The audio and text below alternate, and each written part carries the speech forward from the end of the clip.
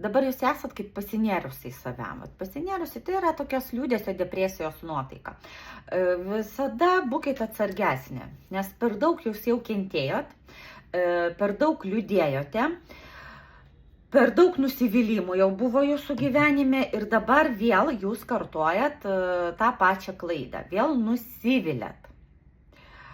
Kaip jums geriausiai išeiti iš tokios situacijos, ką jums daryti, kaip jums pagerinti savo būseną, nes korta šaukia taip, kad neužsibūk, tai yra pavojinga korta, nereikia joje per ilgai užsibūti, nes jį gali traukti taip ant dugno labai giliai, paskui sunku bus atsitiesti.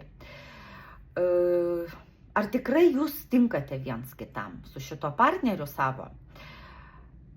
Rašykite man asmeninę žinutę ir mes užklausim galbūt tarot kortų, arba galite atlikti pati savo numerologinę analizę. Mano puslapį elana.lt numerologijos skiltyje yra numerologinis suderinamumas. Galite užsakyti ir pasinaudoti jo. Tikrai geras būdas, kaip perprasti savo partnerį pagal jo gimimo datą ir atskleisti tas paslaptis, kurias jis slepia galbūt nuo jūsų arba aplamai slepia santykiuose.